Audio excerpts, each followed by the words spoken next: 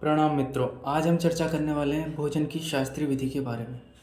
तो सर्वप्रथम भोजन के लिए जो सबसे उचित दिशा मानी जाती है वो है पूर्व, तत्पश्चात उत्तर। ये दोनों दिशाएं भोजन के लिए उचित दिशा मानी जाती हैं और ये आयुवर्धक तथा गुणकारी दिशाएं मानी जाती हैं।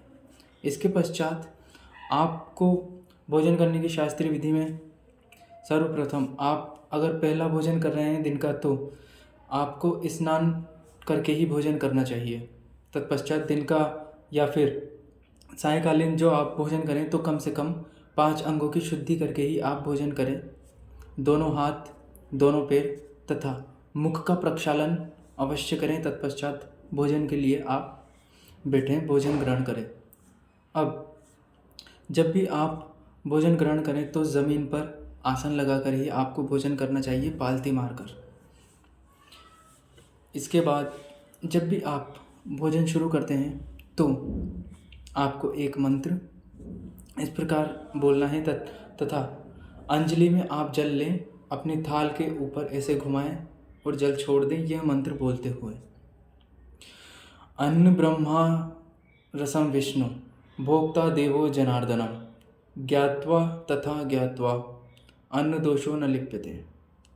इस प्रकार आपको मंत्र बोलते हुए जल छोड़ देना है। तत्पश्चात आपको प्रभु का स्मरण करते हुए उन्हें धन्यवाद देना है कि प्रभु आपका बहुत बहुत धन्यवाद कि आपने ये अन्न मुझे प्रदान किया और इसी प्रकार आप समस्त जीवधारियों का कल्याण करें, उनका भरण पोषण करें। इसके पश्चात एक शास्त्र विधि द्वारा किया गया भोजन भी एक यज्ञ के समान माना जाता है। तो जैसे यज्ञ से पूर्व हम आसन लगाते हैं वैसे ही एक लाइन आपको भोजन से पूर्व करनी है, वो अमृता पस्तरण मसी स्वाहा। अमृता पस्तरण मसी स्वाहा, ये लाइन आपको बोलनी है। तत्पश्चात एक मंत्र है, वो मंत्र आप बोलें और प्रभु को धन्यवाद दें। मंत्र है ओम सहनावस्तु सहनो भुनक्तु सह वीर्य कर्वावहे तेजस्वी नावधीमस्तु माँ विदिष्वमहे। ओम शांति शांति शांति। अन्नपूर्णे सदा पूर्णे शंकर प्राण वल्लभे, ये मंत्र है। इसके पश्चात आप प्रभु को धन्यवाद देते हुए भोजन प्रारंभ करें। भोजन मौन रहकर प्रारंभ करें, मौन ही रहें भोजन के समय तथा निंदा ना करें भोजन की। न झूठा खाएं न झूठा खिलाएं, विचार शून्य होकर भोजन करें। तत्पश्चात जब आपका भोजन पूर्ण हो जाए तब आपको एक लाइन वापस से दोहरानी है, अमृता पीधान मसी स्वाहा।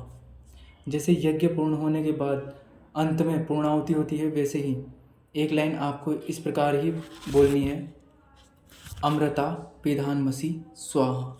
तत्पश्चात अब अपने दाएं हाथ के अंगूठे से अपने दोनों होठों को